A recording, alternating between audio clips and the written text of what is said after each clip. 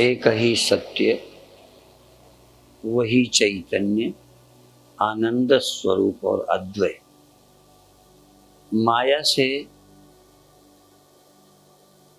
जड़ और चेतन, मैं और यह, भोक्ता और भोग्य बनकर मालूम पड़ता है। अविभक्त अविभाज्य चैतन्य विभक्त सा मालूम पड़ता है। कल और आज चर्चा की थी कि चैतन्य असीम है, असीम होने से दृष्टा नहीं हो सकता। व्यापक किसी का दृष्टा नहीं होता, जब भी दृष्टा होगा तो सीमित होगा। आप मुझे क्यों देख रहे हैं? क्योंकि आप उधर हैं, इधर नहीं है। आपसे मेरी भिन्नता है, इसलिए आप मेरे को देख रहे हैं। देखने वाला कहीं है, दिखाई देने वाला कहीं है। दोनों में भिन्नता है। जब भी कुछ देखा जाएगा तो दिखाई पड़ने वाला, देखने वाला भिन्न होंगे। परमात्मा व्यापक है, इसलिए वो किसी का दृष्टा नहीं।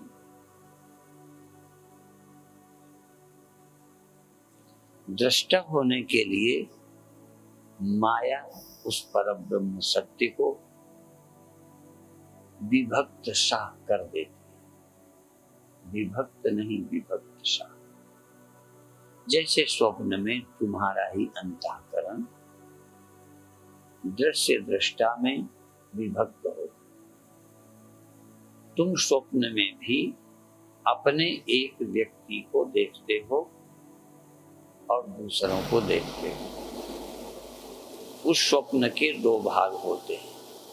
स्वप्न में भी एक आपका मैं कहलाता है, बाकी और कोई होता है। जैसे इस समय आप जिसे मैं कहते हो ना, मैं आपको जो अपना मैं लगता है, उस मैं से और सब अलग है।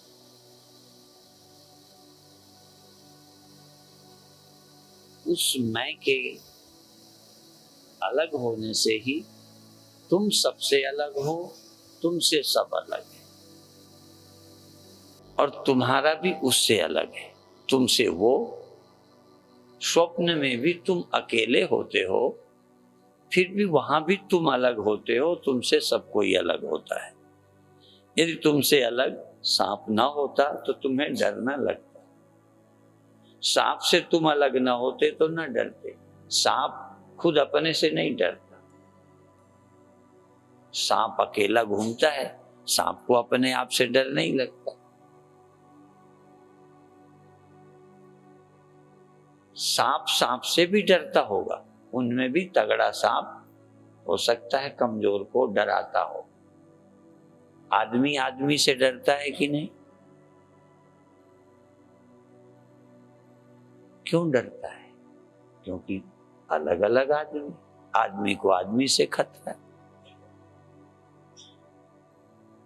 दूसरे से खतरा ही है। दूसरा भय देता है। स्वप्न में भी दूसरे होते हैं, सांप ही नहीं, मित्र भी दूसरे, पत्नी भी दूसरी, पति भी दूसरा, पुत्र भी दूसरा होता है।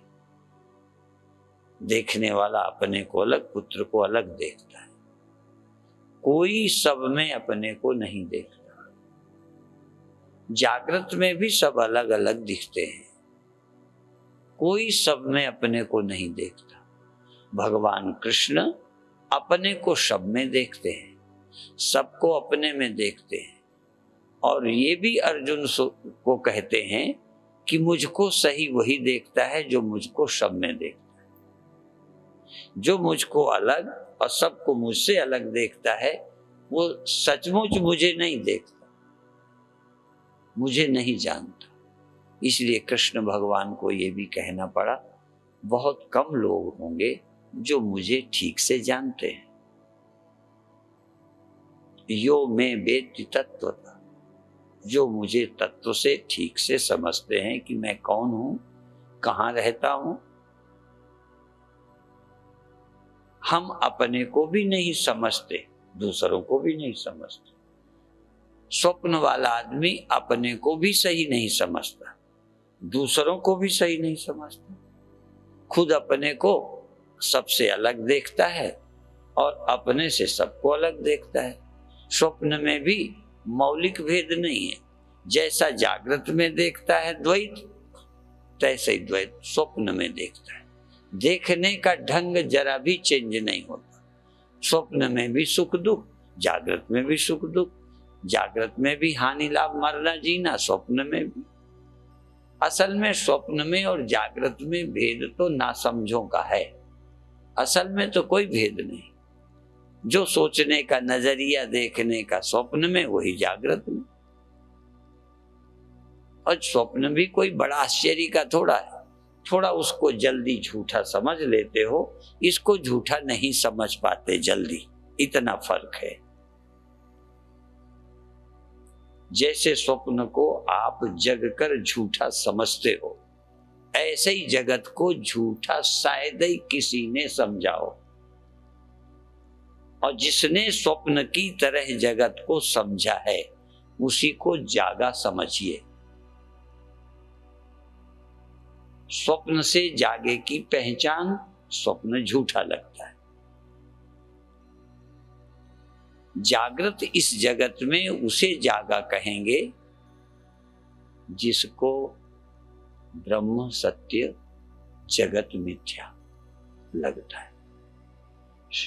सब स्वप्नवत है, चैतन्य अकेला ही सत्य है। और चैतन्य अकेला एक जगह सेपरेट नहीं है। जैसे जागा व्यक्ति संपूर्ण स्वप्न का अधिष्ठान, संपूर्ण स्वप्न एक ही चैतन्य में अध्यस्त था, जाग कर देखता है, वहां कोई और नहीं था। जागृत जगत वाला व्यक्ति भी जब जागता है तो ब्रह्म सत्य, आत्मा ही ब्रह्म है देखता है। मैं ही ब्रह्म हूं देखता है, और मेरे अतिरिक्त और कुछ सत्य नहीं है ये देखता है। कृष्ण भगवान इसलिए ज्ञानी हैं कि कृष्ण भगवान ऐसा देखते हैं जैसा ज्ञानी को देखना चाहिए। वो भगवान होने के नाते हम नहीं ज्ञानी मानते, ज्ञानी होने के नाते भगवान मानते। कोई अपने को भगवान भी समझता हो, कहता हो, पर ज्ञानी नहीं हो। आजकल तो भगवान बनने का रिवाज भी है। लोग एजेंट रख के भगवान बनते। आजकल तो बिना दलाली का कोई सौदा ही नहीं बनता। धर्म के क्षेत्रों में भी दलाल है। अस्पताल में पेशेंट भेजने वाले दलाल, कमीशन मिलता है। आश्रमों में रिक्शे वाले उसमें ले जाते हैं जिसमें कुछ कमीशन है। रिक्शे वालों से भी तय है।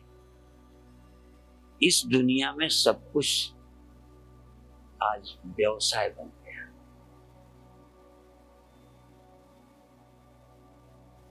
एजेंट सौदे का महत्व बताते हैं, मंदिर का महत्व बताते हैं। रिक्शे वाले, टेम्पू वाले, टैक्सी वाले आश्रम ले जाएंगे। किस आश्रम में? जिस आश्रम में कुछ उन्हें मिलता हो। आज सब कुछ काम पैसे के लिए। भगवान अर्जुन को कहते हैं, यो माम पश्यति सर्वत्र, जो मुझे सर्वत्र देखते। मुझे व्यक्ति देखने वाले तो बहुत, विरोधी भी मुझे व्यक्ति देखते हैं, मेरे भगत भी मुझे व्यक्ति देखते हैं। रावण ही राम को व्यक्ति नहीं मानता, कंस ही कृष्ण को व्यक्ति नहीं मानता। बहुत लोग भगवान को व्यक्ति समझते हैं। अर्जुन भी पूछता है कि तुम तो अभी पैदा हुए हो, तुम कहते हो ये ज्ञान मैंने पहले सूर्य को दिया था, वैवस्वत मनु को दिया था, मैंने पहले ज्ञान दिया था, तुम्हारा तो जन्म अभी हुआ, थोड़ा मेरे से आगे पीछे हुआ होगा, मुझे तारीख नहीं मालूम इसलिए बोल दिया। या तो कृष्ण अर्जुन से थोड़ा पहले या पीछे जन्मे हो, मुझे तारीख नहीं मालूम, उम्र भी नहीं, पर इतना पक्का है कि जन्मे थोड़े ही गैप में हो। ऐसा नहीं कि कृष्ण भगवान अर्जुन को लगे हों कि तो लाखों साल से कृष्ण भगवान जन्मे हैं, इसलिए वैवस्वत मनु को ज्ञान दिया होगा, सूर्य को दिया होगा। इतने पहले के तो बिल्कुल नहीं है। ये 100% सच है कि जो कृष्ण भगवान दिख रहे वो बहुत पहले के नहीं है, अनादि नहीं है। मैं भी तुमसे पुराना या नया हूँगा, किसी से थोड़ा बाद में पैदा हुआ होगा, एक आध इसमें होंगे जो मेरे से पहले पैदा हुए होंगे, कुछ लोग हैं जो मेरे से बाद पैदा हुए, पर फिर भी ये तो नहीं कहोगे कि अमृतसर बसा उसके पहले से स्वामी जी यहाँ आते थे। किसी को बसे 300 साल हुए, एक समय हम आए थे तो कंपनी बाग में अमृतसर में एक उत्सव चल रहा था, गुरु नानक देव जी की परंपरा दर्शन करने वाला एक दृश्य दिखाया जाता था, तो हम देखने गए थे। हम भी उसके पहले को नहीं जानते, अर्थात यह देह बहुत पहले नहीं था। कृष्ण भगवान का भी देह जो अर्जुन को दिखता है वो बहुत पहले नहीं था।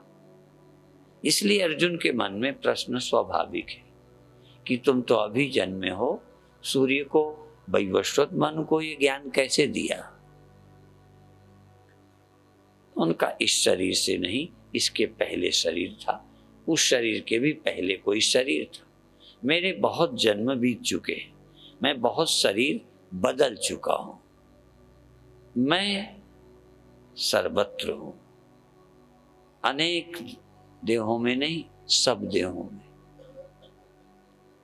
इसलिए मुझे जो ये देखता है, यो माम पश्यति, भगवान कृष्ण कह रहे हैं यो माम पश्यति सर्व, यही नहीं सर्वम च मयि पश्यति, सबको मुझमें देखता, परमात्मा में सबको, सब में परमात्मा को जो देखता है वही परमात्मा को देखता है, और जो कृष्ण में भी उसे देखता है जो सब में है, कृष्ण को नहीं।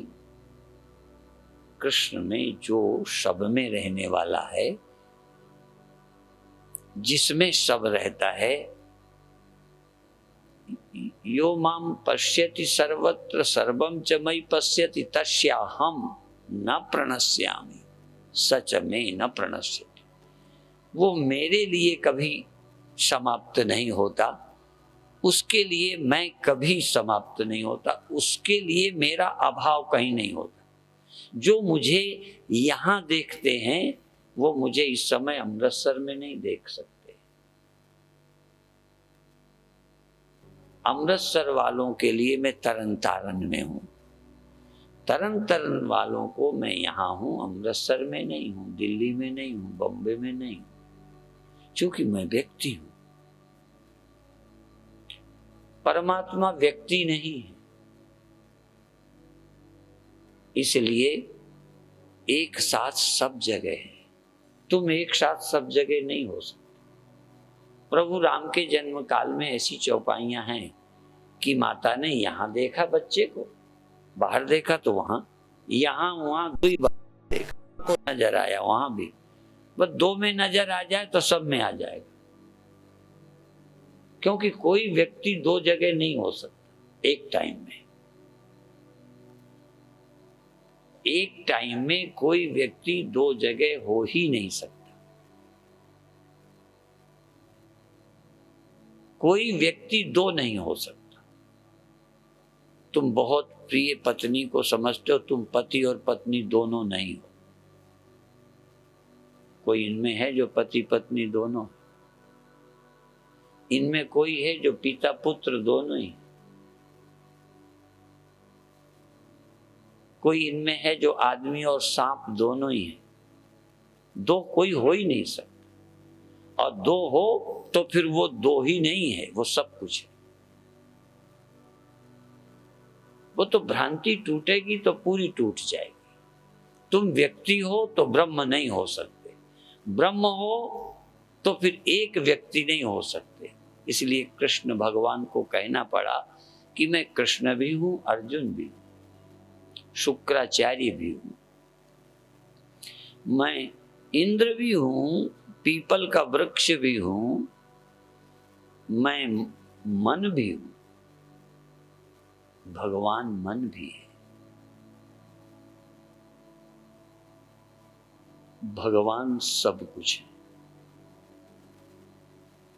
ये सोचने का तरीका, तुम तो उस तरह सोचते ही नहीं हो। जो कृष्ण की सोच है, जो गुरुओं की सोच है, जो गुरु की मत है, जिस गुरु की मत का प्रचार करना है, गुरु की समझ का प्रचार करना है,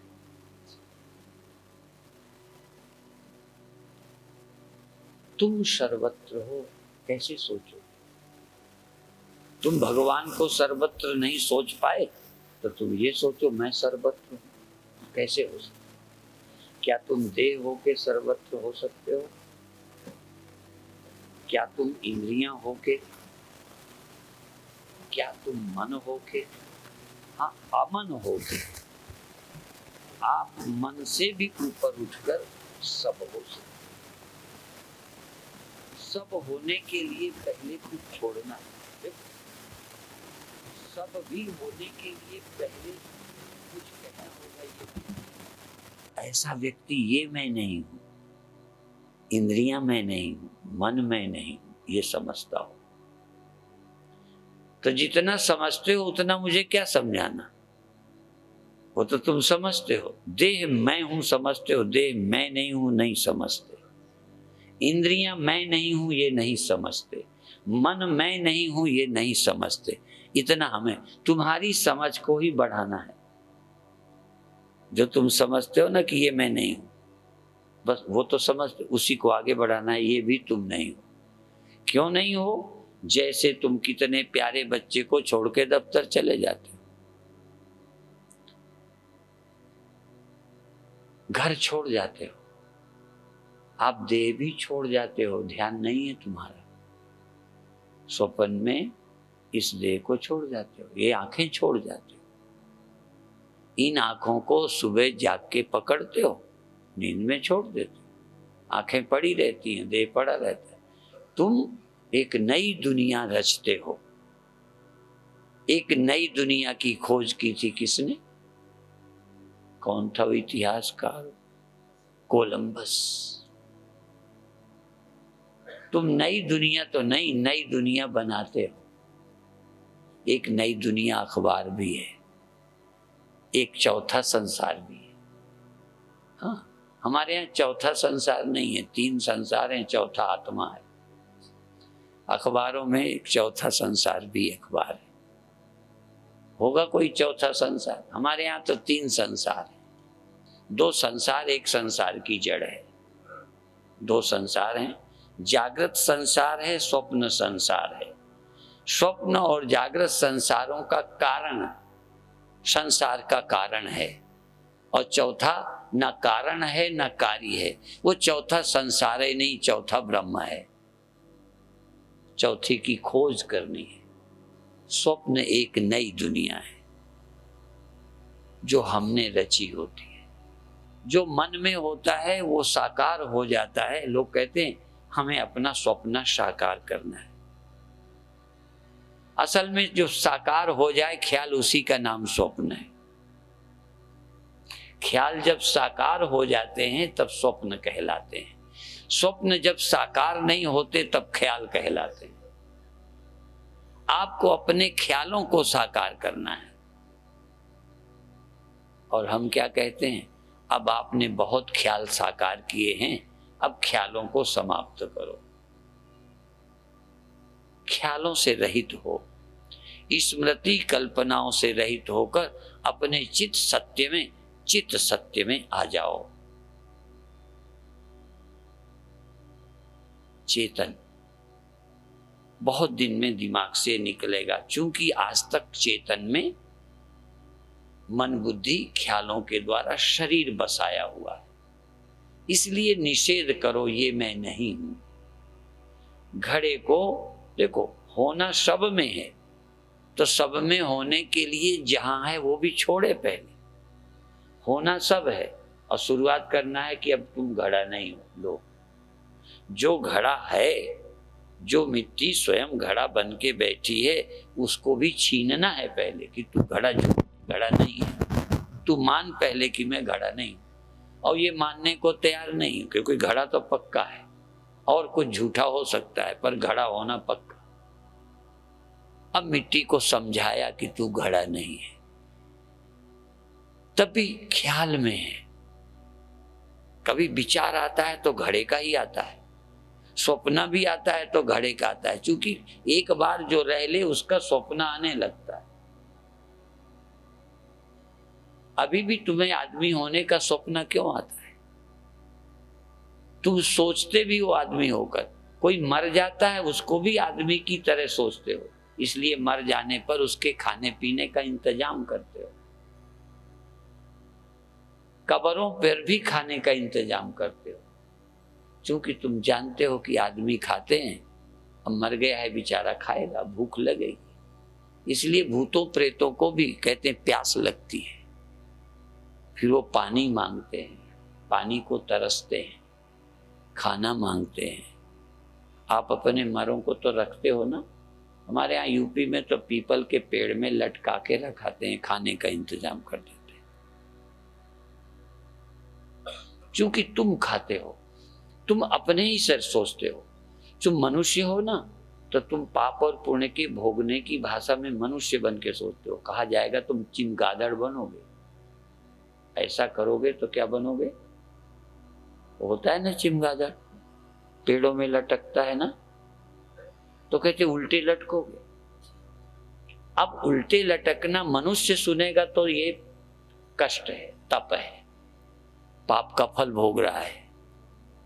चूंकि मनुष्य को उल्टा लटकने में कष्ट है, इसलिए मनुष्य सुन रहा है, जबकि चिमगादड़ बड़े आनंद से लटकता है। तुम रुपया दे के झूलते हो, बिना रुपए के झूलता है। किसी चिमगादड़ ने कहा मुझे तकलीफ है। तुमको कोई कहे पानी में तुमको डुबो के मारा जाएगा, पानी में डुबोया जाएगा, मछली बनोगे, मछली का तो घर है, उसे क्या तकलीफ? पर मनुष्य जो सुनता है वो अपनी खोपड़ी से ही सुनता है। मनुष्य अपनी खोपड़ी को कैसे फेंके?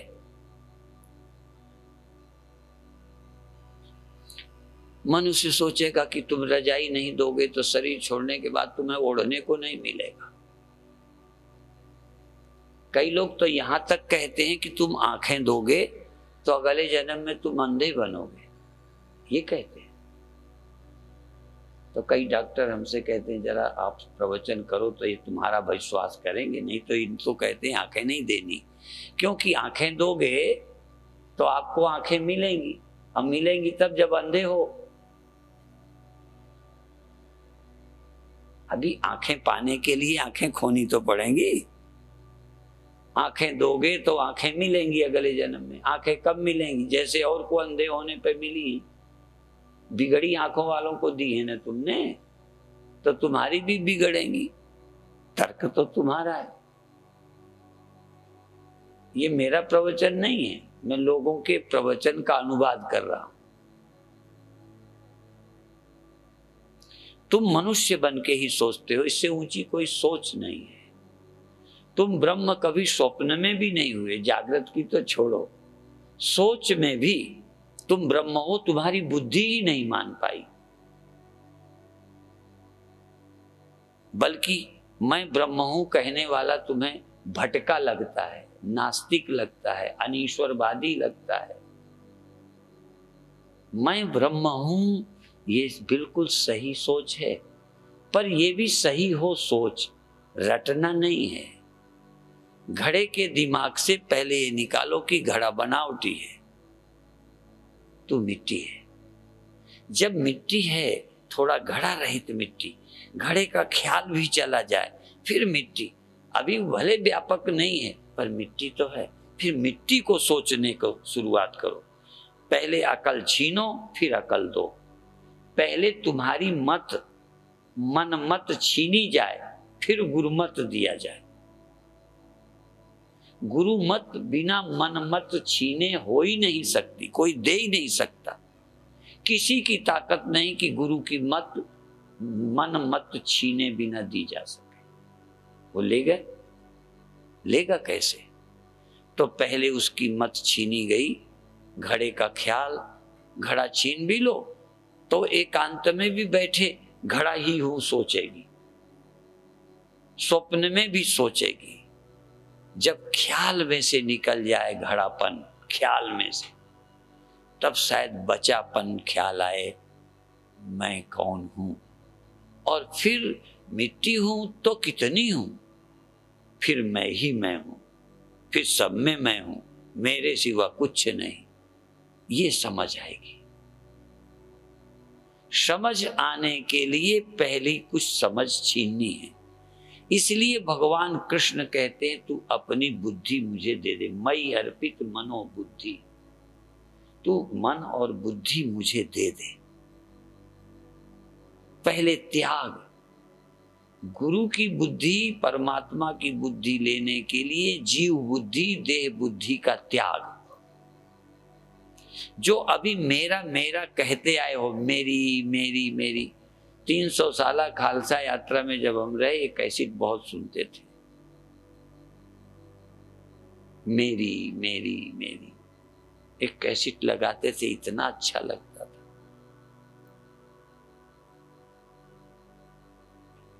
मेरी, अब देह मेरी नहीं, देह मैं नहीं, तो ये मैं देह जो कहता है वो कैसा बचेगा?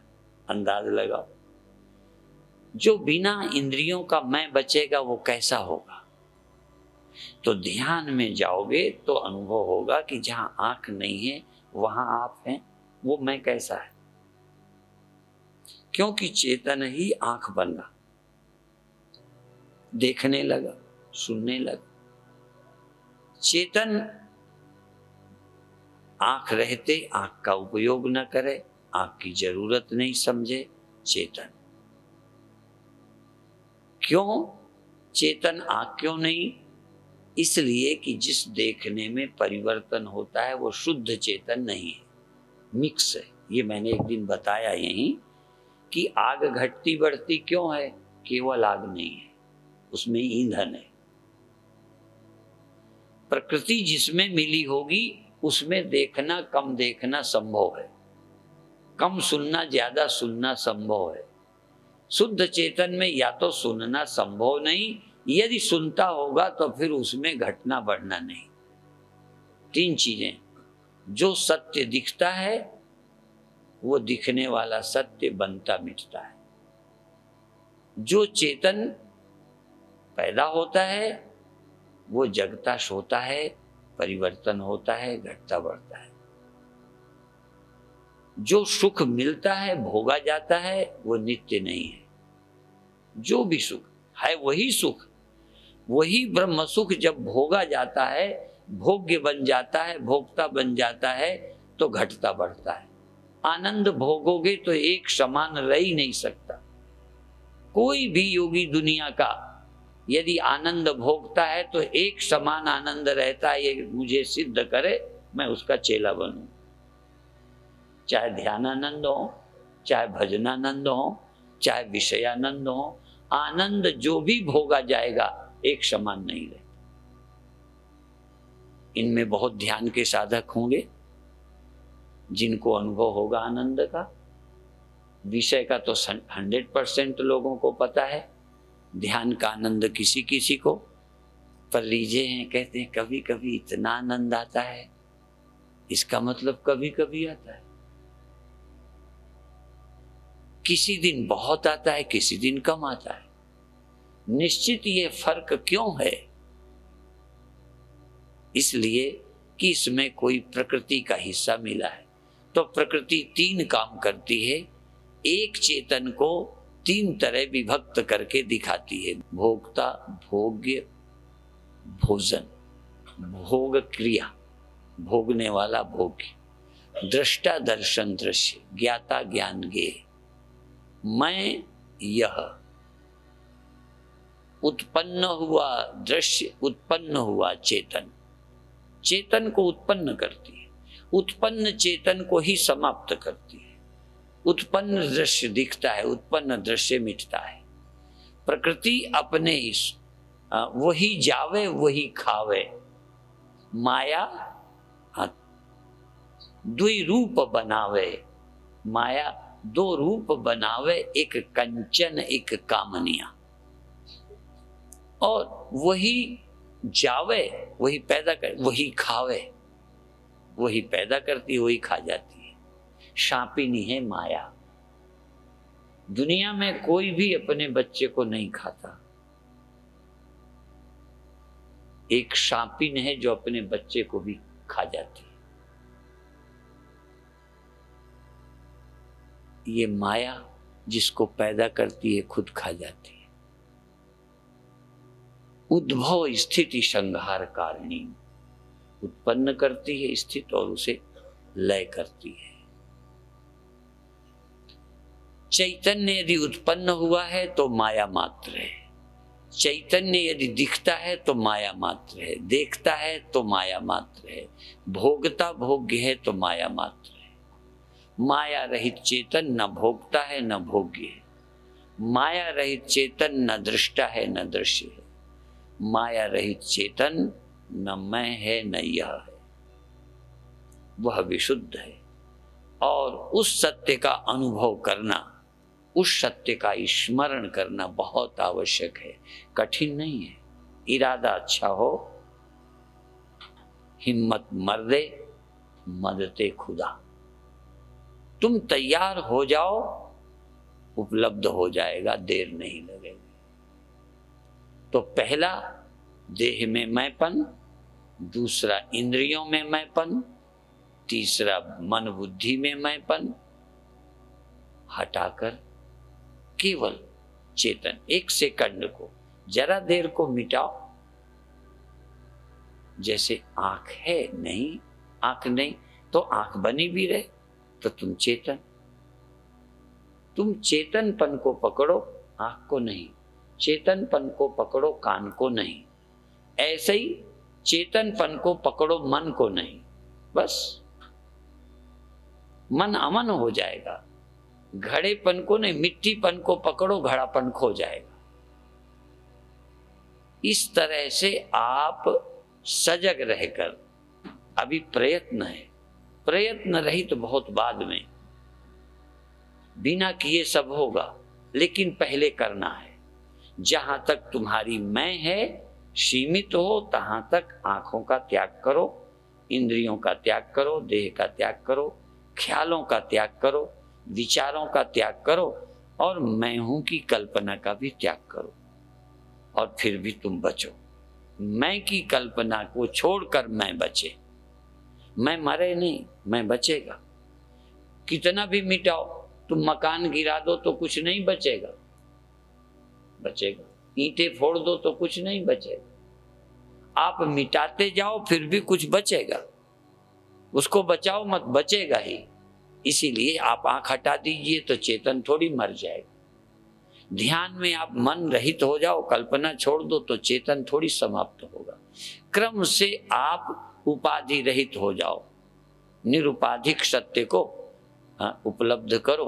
फिर निरुपाधिक सत्य, ये जो पहले की बुद्धि बैठ गई है, सोचोगे भी कि मैं सीमित हूं, आदमी हूं, दुनिया थी। जैसे जगकर सपने देख याद करते हो, ऐसे ही समाधि में जाकर भी तुम्हारे पुराने अनुभव, मेरे घर था, अमृतसर है और मेरे देह, इसलिए वहां भी सोचोगे मैं देह हूं, जबकि वहां देह नहीं है। सोचते हो, कभी कभी कई दिन हम कहीं व्यस्त रहते हैं तो अचानक वहां से जाके दूसरी जगह जाके सो जाते हैं, तो रात को नींद खुलती है तो लगता है हम वहीं। आपको तो कभी ऐसे नहीं हुआ? बोलो। मैं इसलिए पूछता हूं कि मैं ही अकेला पगला हूं कि तुम भी हो, या मुझे ही होता है कि तुम्हें भी कुछ होता है। और इसी बल से मैं बोलता हूं दमंगी से कि मुझे पता है जो मुझे होता है तुम्हें भी होता है, बच नहीं सकते। और जैसे हमको समझ में आया है ऐसे ही तुम्हें आएगा, दो तरीके नहीं है। और जैसे बार बार हमको पुरानी आदत हावी होती है तुम्हें भी होगी, और जैसे हमें संशय होता था कि ज्ञान होने पर फिर क्यों पुरानी बातें आती हैं, तैसे तुम्हें आएंगी। और जैसे धीरे धीरे वो आनी कम हुई है तैसे तुम्हारी भी होंगी। रास्ता एक ही है, एक तरह का है। तुम ये मत समझना कि हमको कोई बना बनाया रेडीमेड रास्ता मिल जाएगा। तुमको भी इसी तरह सोचना पड़ेगा, मेहनत करनी पड़ेगी। पर इतना है कि एक आदमी पहुंच गया हो और वो भरोसे का हो, कहे मैं वहां होके आया हूं, तो तुम्हारा भरोसा बंधेगा। जब ये हो आया है तो हम भी जा सकते हैं, बस विश्वास बढ़ सकता है। इसीलिए संत की आवश्यकता है। संत जो करके गुजरा है तुम्हें विश्वास बनेगा। कम से कम इतना विश्वास लायक हो कि जो बोलता है गप तो नहीं मारता, गप्पी नहीं होना चाहिए।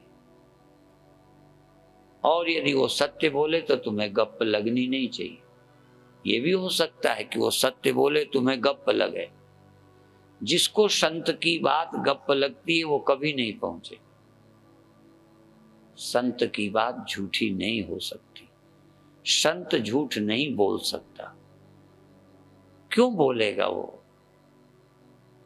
इसलिए आप अतीन्द्रिय, इंद्रिय रहित सत्य, जैसे घड़ा रहित अस्तित्व। अब घड़ा नहीं तो क्या अस्तित्व नहीं है? कुछ तो है, उसको तो जल्दी। ऐसे यदि आंख नहीं तो चेतन कैसा? चेतनता को अनुभव करो। कान में रुई लगाओ, अंगूठा लगाओ। आजकल तो सोने वाले विदेशी लोग जहाज में और कई शोर की जगहों पर, ये जब भारत आते हैं तो ये लोग बुलाते हैं, कान में लगा लेते हैं, रात को ठाठ से सोते हैं। हम लोगों को तो पड़ोसी का शोर जगा देता है। हम लोग अभ्यासी भी हैं, प्रैक्टिस है। हम तो नरक में भी सो सकते हैं। विदेशियों को तो स्वर्ग में भी नींद नहीं आवे। सही है। बहुत सुविधा में रहने वालों की नींद हराम हो जाती है। हम लोग तो ढेलों में सो जाते हैं। हमें तो नींद ही आती है जहां भड़बड़ हो। बिना भड़बड़ के आदत पड़ गई, नींद नहीं आए। कभी हम लेट जाएं तो नींद नहीं आवे, शोर होता हो तो आ जाती है, आदत हो गई है। तो आप कुछ दिन ऐसा प्रैक्टिस करें कि आप हैं चेतन। चेतनता आप हैं, आंख नहीं। चेतनता आप हैं, कान नहीं। चेतनता आप हैं, मन नहीं। चेतनता है। धीरे धीरे चेतनता और जड़ता आप नहीं। बस आखिरी है ये, चेतनता और जड़ता। जड़ता भी प्रकृति के मिश्रण से है, चेतनता भी। शुद्ध चेतन में चेतनता और जड़ता संभव नहीं है। शुद्ध चेतन में विकार ही नहीं, कोई परिणाम नहीं है। इसलिए जगना अर्थात चेतनता, समाधि, चेतनता का बढ़ते बढ़ते चेतनता का पूर्ण होना, और जड़ता बढ़ते बढ़ते बेखबरी का पूर्ण होना, पूरी निद्रा, पूरी जागृति। ये भी वृत्ति रूप है। चिन्ह मात्र सत्ता में समाधि और सुषुप्ति दोनों नहीं है।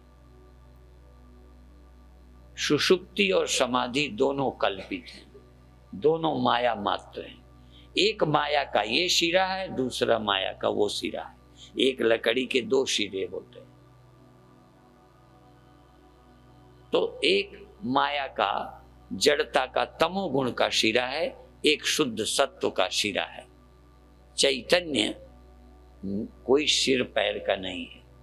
चैतन्य न समाधि है, न चैतन्य सुषुप्त है। चैतन्य में सुषुप्ति और समाधि दोनों अध्यस्त हैं, कल्पित हैं, बनावटी हैं। जो समाधि लगानी चाहिए पर समाधि पकड़नी नहीं चाहिए। अष्टावक्र गीता में अयमेव हि ते बंधः, अब तेरे लिए एक ही बंधन रह गया है। ये संसारी के लिए नहीं है। ये बोलते तो सब हैं, जिनका कभी ध्यान नहीं लगा वो भी बोलते हैं। ये अष्टावक्र जी कहते हैं अयमेव हि ते बंधः, ऐ जनक अब तेरे लिए एक ही इतना ही बंधन रह गया है कि तू अभी भी समाधि लगाता है। अयमेव हि ते बंधः समाधिम अंतिष्ठसि, तू अभी भी ब्रह्म होने के लिए, ब्रह्म रहने के लिए समाधि की जरूरत समझता है। बस इतना ही तेरी नासमझी शेष है। यही बंधन है। क्या समाधि, क्या सुसुप्ति हटाना, क्या इंद्रियां रखना, क्या हटाना, क्या कर्तव्य है। इसलिए अब समाधि भी तेरे लिए बंधन है। अयम एव, यह ही केवल अब बंधन है कि तू समाधि की आवश्यकता समझता है। चेतन को समाधि की आवश्यकता नहीं। यदि तू आत्मवेत्ता है, सचमुच आत्मवेत्ता है, तो अब समाधि की आवश्यकता नहीं है। कहीं ना कहीं जीवाध्यास है, कहीं ना कहीं प्रकृति की प्रक्रिया में तेरा अज्ञान तादात्म्य किए है, तो तू चाहता है समाधि रहे। आएंगे, तुम चाहो ना चाहो, जगना और सोना। समाधि चलो नहीं तुम्हारी होती, रोज चाहे बिना जगना होता है कि नहीं, और सोना होते। तुम्हें संसार की कोई जरूरत न हो तो भी जगोगे। लोग कहते हैं तिली बेच के सोया है, कोई लोग कहते हैं कान में तेल डाल के सोया है। तो तुम तिली बेच के सो, चाहे लड़की की शादी करके सो, सब काम निबेड़ के सो, जगोगे जरूर।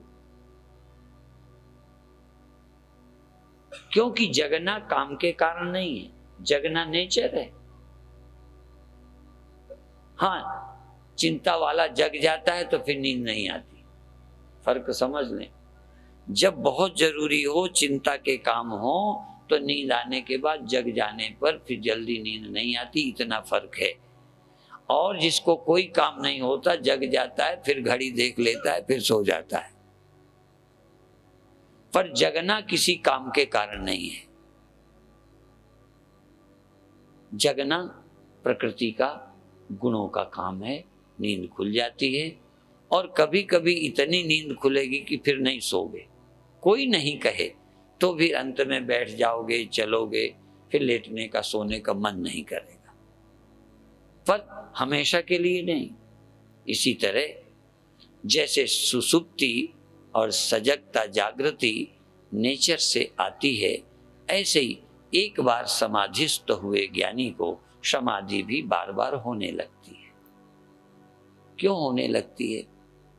सहज कुछ जग लेता है, सहज काम कर लेता है, सहज विश्राम में जाता है, सहज संसार में, सहज संसार से रहित होता है। लेकिन धीरे धीरे विचार करते करते संसार में और समाधि में कोई फर्क नहीं रह जाता। दिखाई देने लगा जगत तो क्या, दिखाई देना बंद हो गया तो क्या। नींद में जगत नहीं प्रतीत होता, मैं हूं की कल्पना नहीं रहती, जागृत में मैं हूं की कल्पना और जगत खड़ा होता है। लेकिन दोनों में है क्या? शिवा अपने। यदि घड़ा खड़ा हो जाए, घड़ा ना रहे। यदि मिट्टी है तो घड़ा खड़ा हो गया, बन गया, तो मिट्टी में घड़े के सिवा, मिट्टी के सिवा घड़े में है क्या? है कौन? इसलिए अंत में मैं की सीमितता मिटाओ। आज के प्रवचन का सार, मैं की सीमितता को खत्म करो। मैं असीम, असीम सीमित ख्याल है, इसके भीतर मैं रहता हूं, ये ख्याल है। और वो हेतु है अंतःकरण। अंतःकरण और देह। अंतःकरण जगता है तो मैं देह में अपने को पाता हूं, अंतःकरण सो जाता है, खत्म।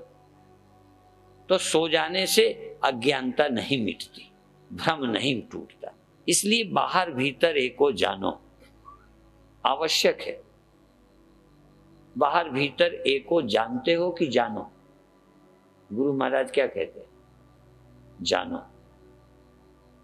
इसका मतलब गुरुजी ये जानते हैं कि तुम नहीं जानते हो। जानते होते तो गुरुजी नहीं बोलते कि तुम जानो। गुरुजी को इतना पता होता है कि चेलों की हालत क्या है। तुम्हारे स्वप्नों को वो जानते हैं, तुम्हारे जानने के तरीके को जानते हैं। क्यों जानते हैं? उस तरीके से, उस अवस्था से गुजरे हैं। हम बचपन से गुजरे हैं, हम जवानी से गुजरे हैं, इसलिए बच्चों की हरकत को हम समझते हैं। बच्चे भले समझते हो कि हम माँ बाप से सब कुछ छिपा लेते हैं, माँ बाप कम अकल है, पर तुम्हारी अकल से वो गुजरे हुए हैं।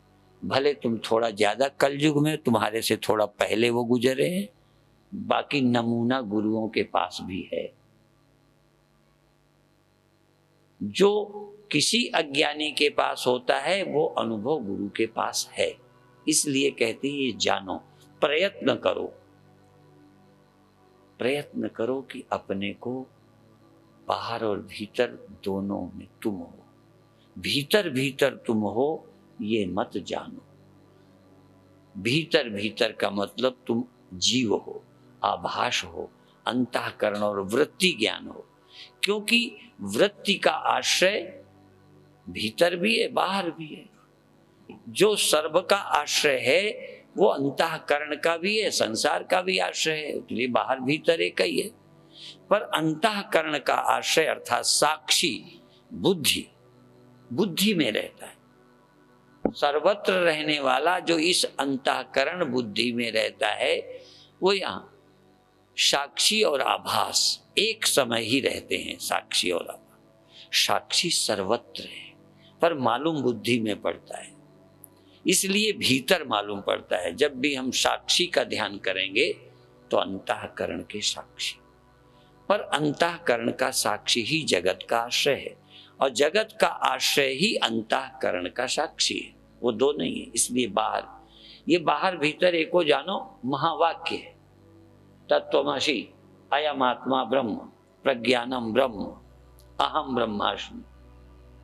बाहर भीतर एको जानो ये वेद के महावाक्य को ही सिद्ध करता है। इसलिए भीतर रहने वाले चैतन्य को, जगत में रहने वाले चैतन्य दो नहीं हैं। जगत में रहने वाला व्यापक चेतन ही तो ही संग समाई, तेरे संग तेरे मन में विद्यमान है, ये दो नहीं है। इसको समझने से जीवन धन्य हो जाता है।